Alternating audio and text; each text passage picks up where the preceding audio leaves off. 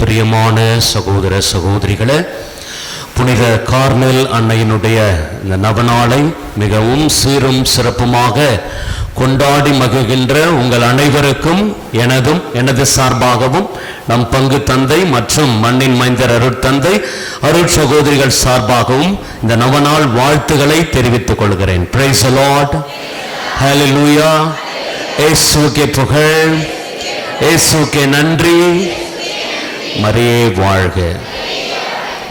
பிரியமான சகோதர சகோதரிகளே, இந்த நவநாளில் நாம் சிறப்பாக இன்றைய தினத்தில் நம்முடைய தேவத்தாய் அன்றிகையான ஒரு பெண்ணாக இன்றளவும் திகழ்ந்து கொண்டிருக்கிறார் என்பதை நாம் இந்த சிந்தனையை உள்வாங்கிக் கொண்டு அதன் அடிப்படையில் நம்முடைய இந்த ஆண்டு பெருவிழாவையும் அன்னை மரியாளோடு இணைந்த ஒரு அற்புதமான வாழ்வையும் நாம் மேற்கொள்ள இன்றைக்கு அழைக்கப்படுகிறோம்.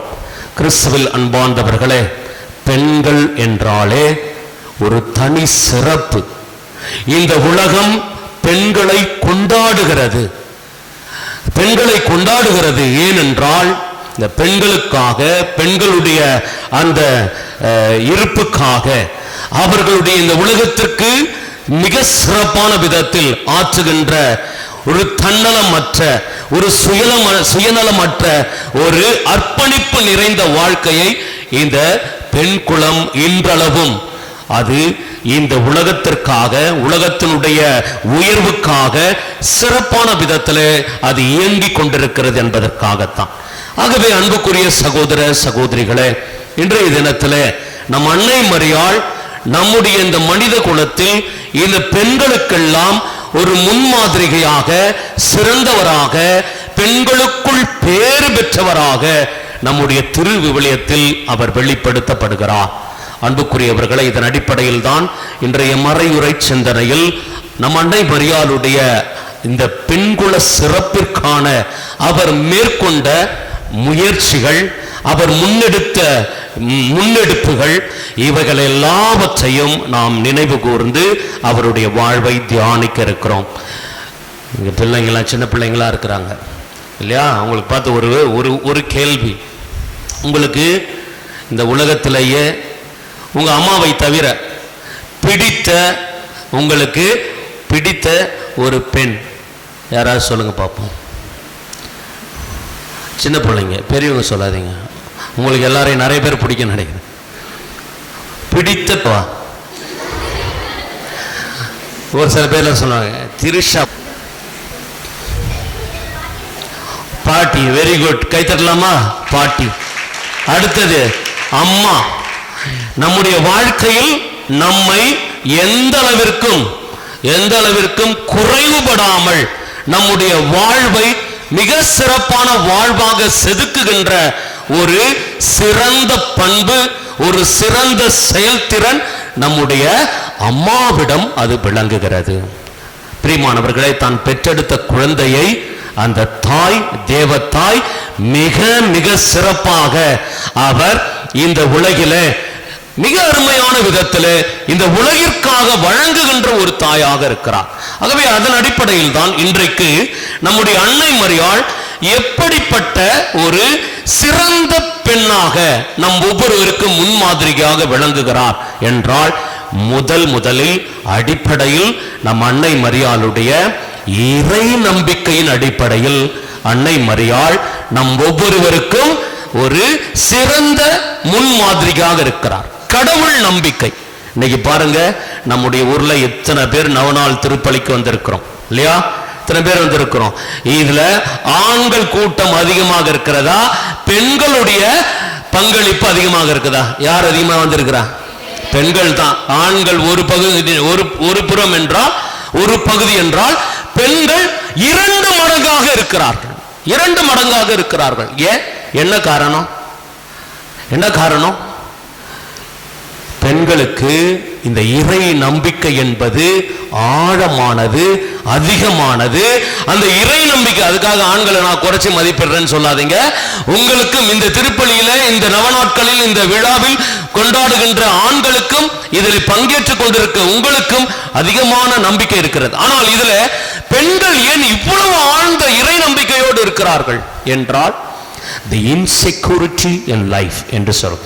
அவர்களுடைய வாழ்க்கையில் பல தருணங்களில் அவர்களுக்கான உரிய பாதுகாப்பை வழங்கக்கூடியவர்கள், நம்பிக்கையாளர்கள், நம்பிக்கை கொடுக்கக்கூடியவர்கள் அவர்களுக்கு ஒரு 100% கிடைப்பதில்லை. ஒரு நம்பிக்கைக்குரிய தன்மையை யாரிடமும் அவர்கள் எதிர்பார்க்க முடியாத ஒரு சூழ்நிலை. அதனால்தான் அவர்கள் தேடி ஓடுகின்ற இடம் அது கடவுளை தேடி ஓடுகின்ற இடம், கடவுளை நாடி வருகின்ற இடம். என் குடும்பத்தை காப்பாற்றணும், என் பிள்ளையை காப்பாற்றணும், எங்களுடைய குடும்பத்தில் இருக்கின்ற அத்தனை பிரச்சனைகளையும் நீக்க வேண்டும் என்று அழுது புரண்டு கடவுள் முன்னிலையில் வேண்டி ஜெபிக்கின்ற ஒரு உள்ளம் இந்த இறை நம்பிக்கை கொண்ட ஒரு பெண்மையின் உள்ளம். அன்புக்குரியவர்களே, இதை எப்படி அன்னை மரியாள் தன்னுடைய வாழ்க்கையில் இந்த இறை நம்பிக்கையை வெளிப்படுத்தினார்? பிரியமானவர்களே, அன்னை மரியாளுடைய வாழ்க்கையை நாம் படிக்கின்ற பொழுது ஏதோ கப்ரியேல் அதிதூதர் வந்தார், அன்னை மரியாளுக்கு மங்கள வார்த்தை சொன்னார், அதிலிருந்து அன்னை மரியாள் இயேசுவை கடவுளை பின்பற்ற தொடங்கினார், இயேசுவை பெற்றுக் கொடுத்தார் என்பதல்ல. அன்னை மரியாளுடைய வாழ்க்கை என்பது கடவுளால் அது முன்குறித்து வைக்கப்பட்ட வாழ்க்கை. தூய பவுலடியார் சொல்லுவார் இல்லையா, முன்குறித்தோரை அவர் அழைத்தார், அழைத்தோரை அவர் ஏற்புடையவர் ஆக்கினார், ஏற்புடையோரை தம் மாட்சிமையில் பங்கெடுக்க வைத்தார். Price the Lord, praise the Lord. அன்னை மரியாள் இந்த உலகத்தில் ஒரு சிறப்பான கடவுளால் முன்குறித்து வைக்கப்பட்ட ஒரு அன்னை. ஆனால் தான் அன்னை மரியாளுடைய பிறப்பை நாம் ஒரு அதிசயமான ஒரு பிறப்பாக பார்க்கிறோம். உலகத்திலேயே அன்னை மரியாளுடைய பிறப்பு ஒரு சிறப்பான ஒரு அதிசயமான பிறப்பு. அன்னை மரியாளுடைய பிறப்பை எங்கே படிப்பது? ஆங்கிலத்தில் ஒரு புத்தகம், The Proto-Evangelium of St. James, யாக்கோப்பு எழுதிய நற்செய்தி என்று ஒன்று இருக்கிறது. இது விவிலியத்தில் இல்லை, ஆனால் விவிலியத்தை தாண்டி அது விவிலியத்தில் சேர்க்கப்படாத ஒரு நூல். இரண்டாம் நூற்றாண்டினுடைய முதல் பகுதியில் அது வந்த நூல். அது அன்னை மரியாளுடைய வாழ்வு யாரை மையப்படுத்தி? இயேசுவினுடைய குழந்தை பருவத்தை மையப்படுத்தி அன்னை மரியாளுடைய வாழ்வை பற்றி நமக்கு சொல்லுகிறது. அந்த அன்னை மரியாளுடைய வாழ்வை பற்றி சொல்லுகின்ற பொழுது, அன்னை மரியாள் இந்த உலகத்தில் சாதாரணமாக பிறக்கவில்லை. Praise the Lord, praise the Lord. அன்னை மரியாளுடைய பிறப்புக்கு இங்கே ஒரு மாபெரும் முயற்சி எடுக்கப்பட்டது. என்ன முயற்சி எடுக்கப்பட்டது? சுவைக்கின் அன்னம்மாள் இல்லையா, அன்னை மரியாளுடைய தாய் தந்தையர்கள் சுவைக்கின் அன்னம்மாள், இவர்களுக்கு குழந்தை பாக்கியம் இல்லை. குழந்தை பாக்கியம் இல்லாமல் அவர்கள் செல்வ செழிப்போடு இருந்தாலும் அவர்களுக்கு இருந்த ஒரே பிரச்சனை மகப்பேறு இல்லை. அன்னை மரியாளுடைய அந்த பிறப்பிற்காக அவர்கள் ஜெபிக்கிறார்கள், பிறப்பிற்காக ஜெபிக்கிறார்கள். ஒரு முறை அவருடைய தந்தை யாரு, சுவைக்கின் என்ன பண்ணுகிறார்? ஆலயத்திற்கு காணிக்கைகளை செலுத்த வருகிறார். காணிக்கைகளை செலுத்த வருகின்ற பொழுது அவர்களுடைய காணிக்கையை அப்படியே நிறுத்துறாங்க. ஏன் நிறுத்துறாங்க அப்படின்னா, நீ காணிக்கை செலுத்துவதற்கு உனக்கு என்ன இல்லை, அருகதை இல்லை, உனக்கு தகுதி இல்லை. ஏனென்றால் உன்னை கடவுள் தண்டித்திருக்கிறார், உனக்கு மகப்பேறு இல்லை என்று சொல்லி அங்க அந்த எருசலேம் ஆலயத்தில் இருந்த குருவானவர் தடுத்து நிறுத்துகிறார். அப்படியே காணிக்கையை வைத்துவிட்டு அவர் பாலை நிலத்துக்கு செல்கிறார். 40 நாளும் 40 இரவும் கடும் தவம் செய்கிறார். அதே போல அன்னை மரியாளுடைய தாய் இந்த செய்தியை கேள்விப்பட்டு அவரும் தன்னுடைய வீட்டில் இந்த கடும் தவம் மேற்கொள்ளுகிறார். இந்த இடத்தில் தான் அன்னை மரியாளுடைய அற்புதமான பிறப்பு வெளிப்படுகிறது. 40ஆம் நாள் இறுதியில் அவர்கள் நோம்பிருந்து பாலை நிலத்தில் சுவைக்கினும் வீட்டில் அண்ணாவும் இவர்கள் இருவரும் சிறப்பாக தவம் செய்து கொண்டிருக்கின்ற பொழுது இரண்டு பேருக்கும் வானதூதர் தோன்றி சொல்லுகிறார். அங்கே சுவைக்கின்றம் சொல்லுகிறார், இதோ உன்னுடைய மனைவி என்ன பண்ணுகிறார், கருவுற்றிருக்கிறாள். கருவுற இயலாதவருக்கு இப்பொழுது ஒரு குழந்தையை தாங்குகின்ற பாக்கியம் இருக்கிறது என்று சொல்லி அந்த அற்புதமான ஒரு நிகழ்வை சொல்லுகிறார். அன்புக்குரியவர்களே, அன்னை மரியாள் இன்னும் ஊடுருவி பார்த்தோம் என்றால் இந்த உலகில ஏன் அன்னை மரியாள் இந்த அளவிற்கு போற்றப்படுகிறார், இவ்வளவு மாட்சியும் மகிமையும் இந்த அளவிற்கு அன்னை மரியாளுக்கு கொடுக்கப்படுகிறது என்றால் அவருடைய பிறப்பு தூய ஆவியால் நிகழ்த்தப்பட்ட பிறப்பு. தூய ஆவியால் நிகழ்த்தப்பட்டு there is no human influence என்று கூட நாம் சொல்லலாம். அதனால தான் திருச்சபை என்ன பண்ணுது, இது மாதிரி புத்தகத்தெல்லாம் அவங்க பேன் பண்றாங்க, கனானிக்கல் இல்லை என்று சொல்லுகிறார். ஆனால் இருந்த போதிலும் அன்னை மரியாளுடைய இந்த பிறப்பு அற்புதமான ஒரு பிறப்பு. மனித குலத்திற்கு, அதுவும் பெண் குலத்திற்கு இவருடைய பிறப்பின் வழியாக வெளிப்படுத்தப்படுகிறது. அது மட்டுமல்ல, இவர்கள் இருவரும், அன்னை மரியாளுடைய தாய் தந்தையர் இருவரும் வேண்டிக் கொண்டது போல அன்னை மரியாளை எருசலேம் ஆலயத்தில் 3.5 வயதில் எங்க சேர்க்கிறாங்க, எங்க கொண்டு போய் வைக்கிறாங்க, கோவிலில் காணிக்கையாக அர்ப்பணித்து விடுகிறார்கள். 3 வயதிலிருந்து ஏறக்குறைய 13 வயது வரை அன்னை மரியாள் ஒரு சிறு பிள்ளையாக, ஒரு பெண் குலத்தில் சிறு பிள்ளையாக அன்னை மரியாள் ஆலயத்தில் பணியை மேற்கொள்ளுகிறார். Price the Lord. எருசலேம் ஆலயத்தினுடைய பணியை செய்கின்றார். எருசலேம் ஆலயத்தினுடைய பணியை செய்து கொண்டிருக்கின்ற பொழுதுதான் அன்னை மரியாளுக்கான அந்த மன ஒப்பந்தம் நிகழ்கிறது. அன்புக்குரியவர்களே, அன்னை மரியாளுடைய வாழ்க்கை என்பது முழுக்க முழுக்க இறை நம்பிக்கையால் சூழப்பட்ட வாழ்வு. இந்த உலக கவர்ச்சியினால் அல்ல, இந்த உலகத்தினுடைய மாயினால் அல்ல, இந்த உலகத்தினுடைய போக்கினால் அல்ல, மாறாக அன்னை மரியாளுடைய ஒவ்வொரு நிமிடமும் அவருடைய வாழ்வானது இறை நம்பிக்கையால் உரமூட்டப்பட்டது, செதுக்கப்பட்டது. இறை நம்பிக்கை என்றால் என்ன என்பதை நாம் கற்றுக்கொள்கின்ற ஒரு சிறந்த பெண்மணியாக, முன்மாதிரியாக அன்னை மரியாள் இருக்கிறார்.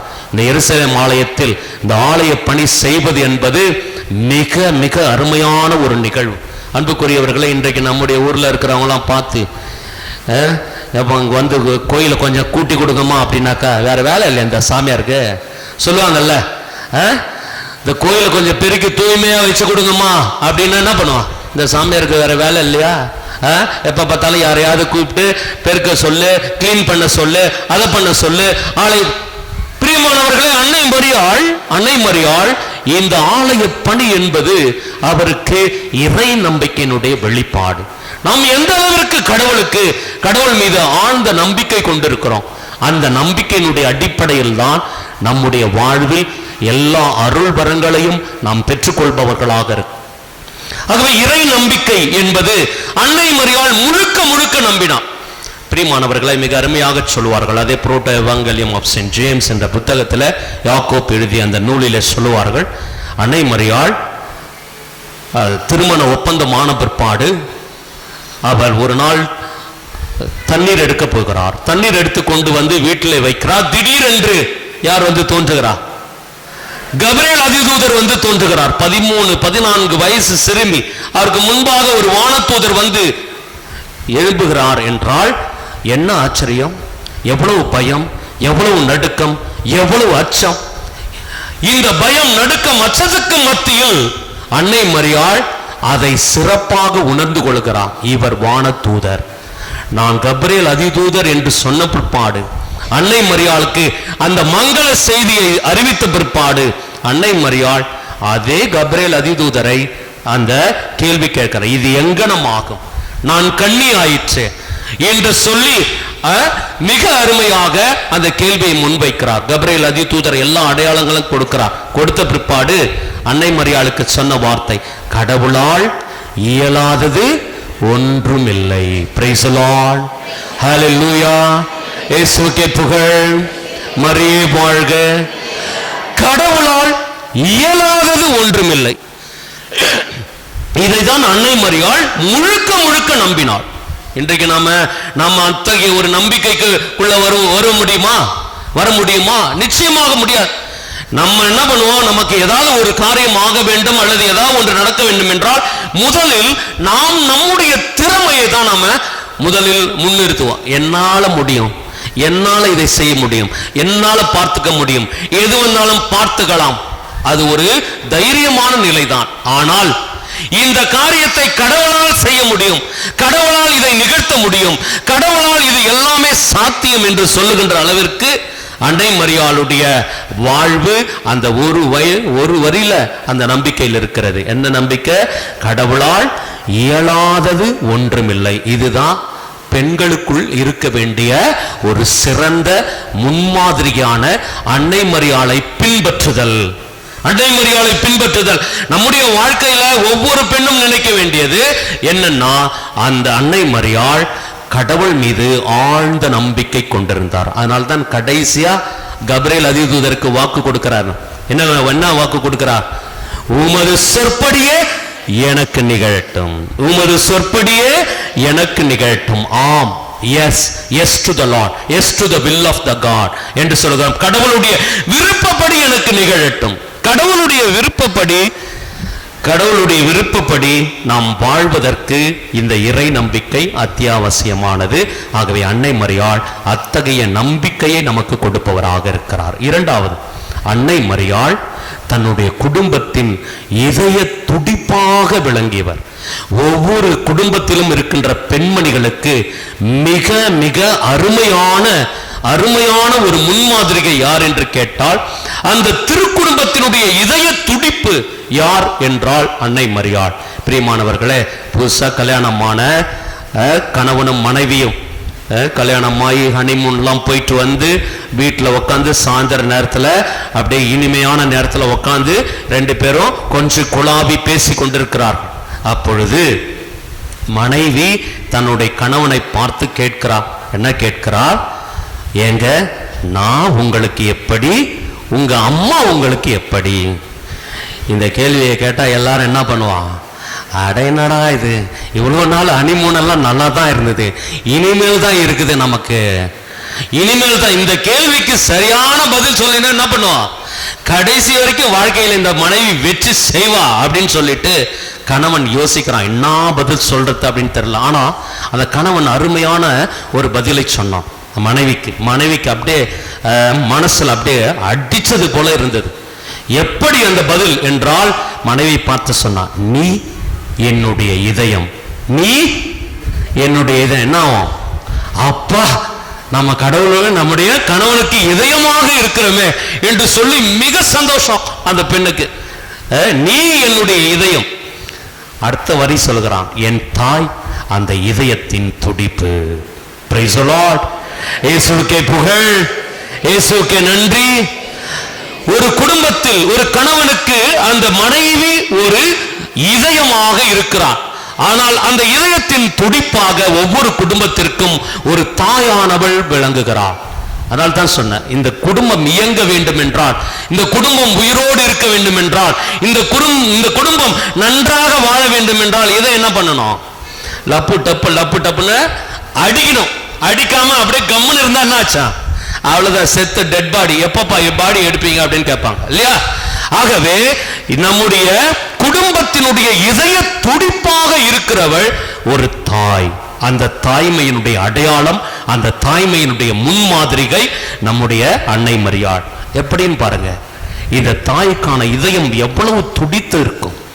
குழந்தையை பெற்ற பிற்பாடு, இயேசு குழந்தையை பெற்ற பிற்பாடு அந்த குழந்தைக்கான எல்லா விதமான ஆபத்துகளையும் சந்திக்கின்றார். எல்லா விதமான ஆபத்துகளையும் குழந்தையை தூக்கின எகிப்துக்கு ஓடு, நைட்டா ஓடு, தூக்கிட்டு ஓடுகின்ற அந்த தாய். அதெல்லாம் பார்த்துருக்கிறேன் சின்ன வயசுல. எங்க வீட்டில் நாங்க 8 பேர், 8 பிள்ளைகள். எங்க அப்பாவும் அம்மாவும் மிக சிறப்பாக, இது நான் ஐ எம் நாட் போஸ்டிங், ஒரு பெருமையாக சொல்லவில்லை. ஆனா வீட்டில் நடந்த நிகழ்வுகளை பார்க்கணும் இல்லையா? பிள்ளைக்கு எந்த நேரத்தில் எது வேணாலும் நடக்கலாம். பிள்ளைகளுக்கு எந்த நேரத்தில் எது வேணாலும் நடக்கலாம். இரவு நேரத்தில் மணி 2 மணிக்கு தான் நமக்கு ஏதாவது உடம்பு சரியில்லானோன்னு நம்முடைய அப்பா அம்மா சும்மா படுத்துக்குமா, தண்ணி குடிச்சிட்டு படுத்துக்குமான்னு சொல்லுவாங்களா? நான்லாம் பார்த்திருக்கிறேன், அனுபவித்திருக்கிறேன். 2 மணி ஆனாலும் உடனடியாக பிள்ளையை தூக்கி கொண்டு ஓடி அந்த ஹாஸ்பிட்டல்ல ஒரு ஊசியை போட்டு பிள்ளையை எப்படியாவது காப்பாற்றலாம் என்ற அந்த துடிதுடிப்பான ஒரு நிலை இல்லையா? எந்த பெற்றோராவது அப்படியே பிள்ளையை விட்டுருவாங்களா? இல்ல, வயிறு வலிக்குதோ எது பண்ணுதோ நம்ம பிள்ளையை காப்பாற்றணுமே என்ற அந்த துடிதுடிப்பான மனநிலை யாருக்கு வரும்? பக்கத்து வீட்டுக்காரங்களுக்கு வருமா? இல்ல எதிர்த்து வீட்டுக்காரங்களுக்கு வருமா? இல்ல அத்தைக்கு வருமா? அல்லது யாருக்கு வரும்? அம்மாவுக்கு மட்டும்தான் வரும். அம்மாவுக்கு மட்டும்தான் அந்த துடிதுடிப்பான ஒரு பிள்ளையை பற்றியான எல்லா நிலை. பிள்ளையை பற்றவங்களுக்கு எல்லாம் தெரியும் இல்லையா? பச்சிலம் குழந்தை பிறந்த நாள்ல இருந்து அது நடக்கிற வரைக்கும், அது ஓடி விளையாடுற வரைக்கும் எவ்வளவு கண்ணும் கருத்துமாக பார்த்து கொள்ள வேண்டும். என் பிள்ளை எங்க போதோ எங்க வருதோ. அது மட்டுமல்ல, அதையும் தாண்டி பெண் பிள்ளைகள், வயசுக்கு வந்த பெண் பிள்ளைகளை வெளியே அனுப்பிட்டு எப்படி கட்டியிருக்கிறோம்? வயிற்றுல நெருப்பு கட்டி நோக்கானுக்க மாரி இருக்கும். 6 மணி ஆயிடுச்சு வரலையே, 7 மணி ஆயிடுச்சு வரலையே, 8 மணி ஆயிடுச்சு வரலையே. அதுதான் ஒரு தாய்மையினுடைய வெளிப்பாடு, அதுதான் ஒரு தாய்மையினுடைய துடிப்பு. இதே ஆண்டவர் இயேசு சிறு குழந்தையாக இருந்த போது அன்னை மரியாள் அந்த குழந்தை மீது வைத்திருந்த அந்த அளவு கடந்த பாசம், அளவு கடந்த அன்பு, அதை பெற்றெடுத்து அதை வளர்த்து இந்த உலகத்திற்கு வழங்க வேண்டும் என்ற ஆவல், எல்லா விதமான பிரச்சனைகளையும் இயேசுவுக்காக அன்னை மரியாள் ஒரு தாய் ஒரு பரிதவிப்போடு ஒரு சிறப்பான ஒரு உறுதியான மனநிலையிலோடு அணுகுகின்ற ஒரு சூழ்நிலையைத்தான் அந்த தாய்மை நமக்கு மிக அருமையாக வெளிப்படுத்துகிறது. அது மட்டுமல்ல, இயேசு வளர்ந்து போதிக்க போயிட்டார். 30 வயசுக்கு மேல போதிக்க போயிட்டார். போதித்துக் கொண்டிருக்கின்ற பொழுது சொல்லுகிறார்கள், என்ன சொல்லுகிறார்கள்? இந்த பேய் பிடித்தவன் பைத்தியக்காரன் போல இருக்கிறான். அன்னை மரியாள் என்ன பண்றாங்க? இப்படி சொன்ன உடனே இயேசுவை தேடி ஓடுகிறார்கள். தன் பிள்ளைய போய் கூட்டிட்டு வந்துடணும் வீட்டுக்கு. ஏன் 4 பேர் 4 விதமா பேசணும்? அதனால ஒரு தாய் பாருங்க, வளர்ந்த பிற்பாடும் தன்னுடைய பிள்ளை மீது ஆழ்ந்த ஒரு நம்பிக்கை, ஆழ்ந்த ஒரு அன்பை வைத்திருக்கிறார். அந்த இதய துடிப்பு, திருக்குடும்பத்தினுடைய இதய துடிப்பு அன்னை மரியாள். அதே போலதான் நம்முடைய குடும்பங்களுடைய இதய துடிப்பாக நம்முடைய பெண்கள், தாய்மார்கள் சிறப்பாக விளங்குகிறார்கள் என்பதை நாம் உணர்ந்து கொள்ள வேண்டும். அடுத்தது, அன்னை மரியாளுடைய அடுத்த சிறந்த பெண்களுக்கான முன்மாதிரிகை தாழ்ச்சி நிறைந்த வாழ்க்கை, அர்ப்பணிப்பு நிறைந்த வாழ்க்கை, the dedicated life, the humility என்று சொல்லுகிறோம். இந்த தாழ்ச்சி. பிரியமான சகோதர சகோதரிகளே, இன்றைய உலகில இந்த தாழ்ச்சி என்பது பல நேரங்களில் நாம் உணர்ந்திருக்கிறோமா இல்லையா என்பது தெரியவில்லை. அன்னை மரியாளுடைய தாழ்ச்சியை இந்த உலகத்தில் யாரிடமும் ஒப்பிட்டு பார்க்க முடியாது. அந்த அளவிற்கு தன்னை தாழ்த்தினார். அதனால்தான் அன்னை மரியாளுடைய பாடலில் நாம் பாடுகிறோம், மிக அருமையாக பாடுகிறோம். என்ன பாடுகிறோம்? தாழ்நிலை இருந்த தம் அடிமையை ஆண்டவர் கடைக்கண் நோக்கினார். இது முதல் எல்லா தலைமுறையினரும் என்னை பேறு பெற்றவர் என்று அழைப்பர் என்று சொல்லுகிறார். அன்புக்குரியவர்களே, இன்றைக்கு நம்முடைய மக்கள், பெண்கள் மத்தியில் இந்த தாழ்ச்சி இருக்கிறதா என்று கேட்டால், இன்னைக்கு தேடி தேடி பார்த்தாலும் என்ன கிடைக்காது? தாழ்ச்சியே கிடைக்காது. இன்னைக்கு வீட்டில் நடைபெறுகின்ற சம்பவம் அப்படி இல்லையா?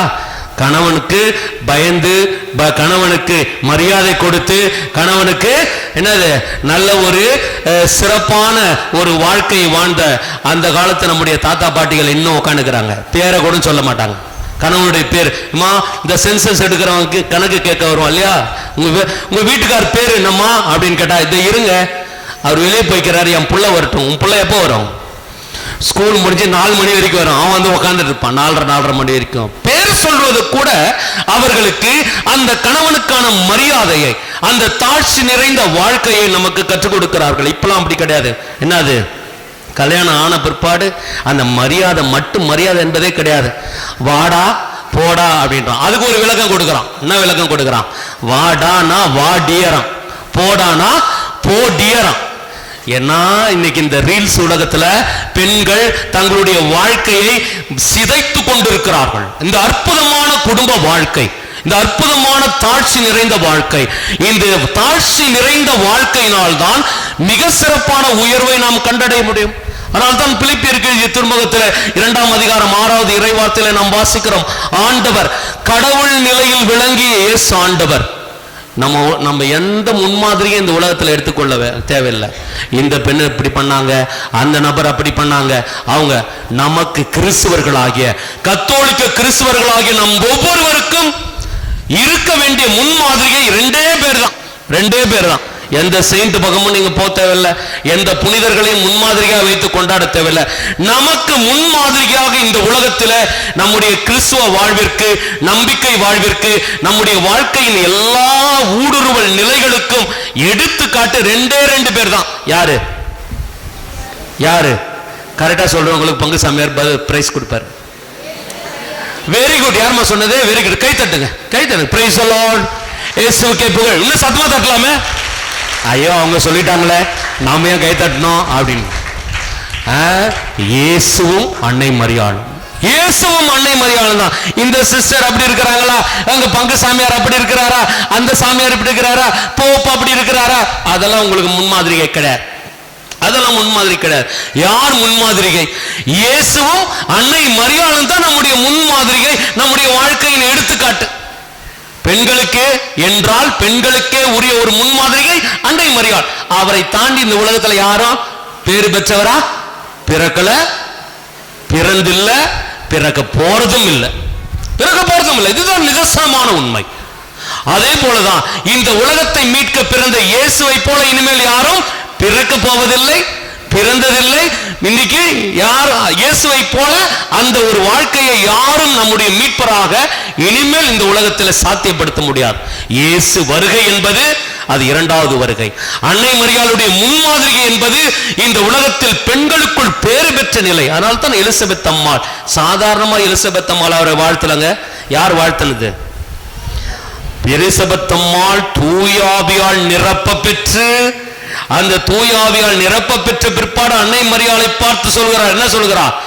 பெண்களுக்குள் பேறு பெற்றவள் நீர், என் ஆண்டவரின் தாய் என்னிடம் வர நான் தகுதி பெற்றது எப்படி? உங்களுடைய வாழ்த்துறை என் காதில் விழுந்ததும் பேரு வகையால் என்னுடைய உதரத்தில் இருந்த, வயிற்றில் இருந்த குழந்தை பேரு வகையால் துள்ளிற்று. அன்னை மரியாளுடைய ஒவ்வொரு செயலும் அது தூய ஆவியானவருடைய நிகழ்த்துதல். இரண்டாவது, அன்னை மரியாளுடைய சிறந்த பண்பு, இந்த தாட்சியை தாண்டி நாம் பார்க்கின்றோம் என்றால், அன்னை மரியாள் எல்லாரையும் ஒருங்கிணைக்கின்ற ஒரு பண்பை பெற்றிருக்கிறார். பெண்களுக்குள் சிறந்த பண்பு எல்லாரையும் ஒருங்கிணைக்கிறது. வீட்டில் எந்த நேரமும் சண்டைப்பட்டு எல்லாத்தையும் பிரிச்சு வைக்கிறதுல பார்க்கிறோம் இல்லையா? குடும்பத்தில் ஒரு 4 பிள்ளைங்க இருந்தா என்ன அங்க என்ன ஆயிடுது? அங்க என்ன ஆயிடுது? அங்க ஒரு கட்சி மனப்பான்மை வந்துடுது. 4 பிள்ளைங்க இருந்தா 2 பிள்ளைங்க யாருக்கு சப்போர்ட் பண்ணும்? அப்பாவுக்கு சப்போர்ட் பண்றது.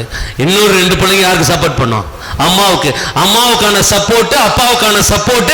இப்படி குடும்பத்துக்குள்ளே பலவிதமான பிரிவினைகளை நாம் உருவாக்கி கொண்டிருக்கிறோம். குடும்பத்துக்குள்ளே இருக்குதா? நடக்குதா இல்லையா? நடக்குதா இல்லையா? இன்னைக்கு நடக்கிறது. குடும்பத்திற்குள்ளேயே இப்படிப்பட்ட உறவுகளை சிதைக்கின்ற ஒரு நிலை. பக்கத்து வீட்டுக்காரங்களை தாண்டி உறவுகளோடு நாம் சண்டை போட்டுக் கொள்கிறோம். ஆனால் அன்னை மரியாள் எல்லாரையும் ஒருங்கிணைக்கின்ற ஒரு சக்தியாக இருக்கிறாள். அன்னை மரியாள், நம்முடைய அன்னை மரியாள் எல்லாரையும் ஒருங்கிணைக்கின்ற ஒரு சக்தியாக இருக்கிறாள். அந்த சக்தி எப்படிப்பட்டது? அதுக்குதான் திருத்தூதர் பணிகள் நூலில நாம் வாசிக்கிறோம். பெந்தகோஸ்து விழாவின் பொழுது அவர் அன்னை மரியாள் திருத்தூதர்களோடு மற்ற சீடர்களோடு ஒருங்கிணைந்து ஜெபிக்கின்ற அன்னை. இன்னைக்கு எத்தனை தாய்மார்கள் நம்முடைய குடும்பத்துல குடும்ப ஜெபமாலை நம்முடைய பிள்ளைகளை உட்கார வச்சு ஜெபிக்கின்ற தாய்மார்களாக இருக்கிறோம். குடும்ப ஜெபமாலை சொல்ற தாய்மார் தயவுசெய்து கை தூக்குங்க. இல்லையே, இல்லவே இல்லையே. நம்முடைய குடும்பத்துல அன்னை மரியாளை போல ஒவ்வொரு நாளும் மாலை வேளையில் நம்முடைய பிள்ளைகளை ஒருங்கிணைத்து உட்கார வைத்து ஜெபமாலை சொல்லுகின்ற அந்த நிலையை நாம் இழந்து விட்டோம். ஆனால் இங்கே அன்னை மரியாளை பார்த்தோம் என்றால், ஒரு தாயாக திருத்தூதர்களை எல்லாம் ஒருங்கிணைத்து, இயேசுவின் சீடர்களை எல்லாம் ஒருங்கிணைத்து அவர் ஜெபித்துக் கொண்டிருந்தார். அந்த ஜெபித்துக் கொண்டிருந்த வேளையில் தான் தூய ஆவியானவர் நெருப்பு நாக்கு வடியில் இறங்கி வருகிறார். Price the Lord. இயேசுவுக்கே புகழ், இயேசுவுக்கே நன்றி. இனிமேல் தாய்மார்களுக்கு ஒரு அன்பான வேண்டுகோள். உங்களுடைய இந்த நவநாட்கள் எல்லாம் இங்க ஜெபமாலை சொல்லிடுறீங்க, முடிஞ்சிச்சு. திருவிழா கொண்டாட்டம் தேர்பவனி எல்லாம் முடிஞ்ச பிற்பாடு சாதாரண நாட்களில உங்களுடைய பிள்ளைகளோடு இணைந்து தாய்மார்கள் இந்த ஜெபமாலை பக்தியை வீட்டில் துவங்குங்க. அந்த ஜெபமாலை பக்தி தான் உங்களுடைய குடும்பத்தை காக்க வல்லது, உங்களுக்கு தூய ஆவியாருடைய அருளை பெற்றுக் கொடுக்கிறது. அன்னை மரியாளுடைய உடனிருப்பு இல்லாமல் நாம் யாரை பெற முடியாது? யாரை பெற முடியாது? தூய ஆவியாரை நாம் பெற முடியாது. ஆகவே அன்புக்குரிய சகோதர சகோதரிகளே, இத்தகைய பெண்களுக்குள் சிறந்த தாய்மை பண்பையும் இறை நம்பிக்கையையும் தாழ்ச்சியுடன் கூடிய மிக அற்புதமான வாழ்வையும் நமக்கு வெளிப்படுத்தியவர். அது மட்டுமல்ல, அன்னை மரியாள் ஒரு தாய் தன்னுடைய மகனுக்கு அவனுடைய நேரத்தை துவங்கி வைக்கின்றவர். நேரத்தை, இயேசுவினுடைய நேரத்தை துவங்கி வைத்தவர். எங்க துவங்கி வச்சாரு? Very good. யாருமா சொன்னது? சூப்பர். சிஸ்டர் சொன்னாங்க. சிஸ்டருக்கு ஒரு கை தட்டுங்க. ஒரு தாய் என்பவள் தன்னுடைய மகனை, தான் பெற்றெடுத்த பிள்ளையை அரங்கேற்றம் செய்து பார்ப்பவர். நம்முடைய தாய்மார்கள் இப்ப எங்க அரங்கேற்றுக்கு போயிட்டோம்? பரதநாட்டியம் கட்டுக்குச்சா உடனே அதுக்கு அரங்கேற்றம் வைப்போம். இல்ல மியூசிக். மகனை அரங்கேற்றம் செய்கிறான். இந்த உலகத்துக்கு காட்டுகின்ற அவருடைய மகிமையான நேரத்தை வெளிப்படுத்திய அன்னை. கானாவூர் திருமணத்துல நம்ம வாசிக்கிறோம் மிக அருமையாக, அம்மா எனது நேரம் இன்னும் வரவில்லை என்று இயேசு சொல்லுகிறார். இயேசு அன்னை மரியாள் எதுவுமே சொல்லல. வேலைக்காரங்களை கூப்பிட்டு சொல்ல, இதுதான் இவருடைய நேரம், அவர் சொல்லுவதெல்லாம் செய்யுங்கள். அன்னை மரியாள் அச்சாடிகள் நிறைய தண்ணீரை நிரப்புங்கள் என்று சொல்லி இயேசு செய்த முதல் புதுமை, இயேசு தன்னுடைய பணிவாழ்வின் செய்யும் மாட்சியும் விளங்கிய புதுமை, இயேசுவினுடைய மகிமையான நேரத்தை துவங்கி வைத்தவள் நம் அன்னை மரியாள். பிரியமானவர்கள், இன்னைக்கு எத்தனையோ அம்மாக்களை நாம் பார்த்திருக்கோம். நம்முடைய அம்மாக்கள் எந்த அளவிற்கு தன்னுடைய பிள்ளைகளுடைய வாழ்வில் அவர்களுடைய அந்த முதல் வாழ்வை துவக்கி வைக்கிறார்கள். ஒரே ஒரு எடுத்துக்காட்டோடு இதை நிறைவு செய்கிறேன். தாமஸ் ஆல்வா எடிசன் கேள்விப்பட்டிருக்கிறீங்களா? சின்ன பிள்ளைங்களா? தாமஸ் ஆல்வா எடிசன் என்ன கண்டுபிடிச்சாரு? பல்பு. Very good. பல்புக்கு கரண்ட் கண்டுபிடிச்சாரு, டைரக்ட் கரண்ட். அதுல அவர் கண்டுபிடித்தது இந்த மின்சார பல்பு கண்டுபிடித்தார். அவருடைய கண்டுபிடிப்பு என்பது ஏராளமான கண்டுபிடிப்பு. ஆனால் தாமஸ் ஆல்வாயுடைய வாழ்க்கையை துவக்கம் என்பது மிக அவ்வளோ ஒரு துவக்கம் இல்லை. அவர் 5 வயசு ஆன உடனே அவரோட ஸ்கூல்ல கொண்டு போய் விடுறாங்க. அவங்க அம்மா ஸ்கூல்ல கொண்டு போய் விடுறாங்க. ஸ்கூல்ல போய் கொண்டு விட்டு பிற்பாடு கொஞ்ச நாள் கழிச்சு டீச்சர் என்ன பண்றாங்க, இந்த தாமஸ் ஆல்வா எடிசனுடைய கையில ஒரு சீட்டு எழுதி, நாளைக்கு வரும்போது உங்க அம்மாவை கூட்டுட்டு வா அப்படின்றாங்க. காலையில போய் அவங்க அம்மாட்ட இந்த நைட்டு போய் சீட்டை கொடுத்துட்டு, நாளைக்கு டீச்சர் உங்களை கூப்பிட்டாங்க அப்படின்னா, அம்மா கையோட பிள்ளைய ஸ்கூலுக்கு வந்து பாக்குறாங்க. வந்து பார்த்த உடனே அந்த டீச்சர் சொல்றாங்க, இது யாருமா உன் பிள்ளையா? ஆமா. இந்த பிள்ளைக்கு மண்டைக்குள்ள என்ன இருக்குது? மூளை இருக்குதா களிமண் இருக்குதான்னு தெரியல. இவன் மண்டை இல்லை, எந்த படிப்பை இவனுக்கு ஏறல. ஆகவே உன் பிள்ளைக்கு மண்டையில மூளை கிடையாது, களிமண் இருக்குது, இந்த ஸ்கூல்ல இடம் கிடையாது அப்படின்னு சொல்லிட்டு என்ன பண்ணாங்க, அந்த டீச்சரை கையில பிடிச்சி, நீ உன் பிள்ளை எங்கேயாவது போய் சேர்த்துக்க அப்படின்னாங்க. அன்னைக்கு அந்த தாய் முடிவெடுத்தாள், என்னுடைய பிள்ளைக்கு நான் தான் ஆசிரியர், என்னுடைய பிள்ளைக்கு நான் தான் கற்றுக் கொடுக்க போகிறேன்.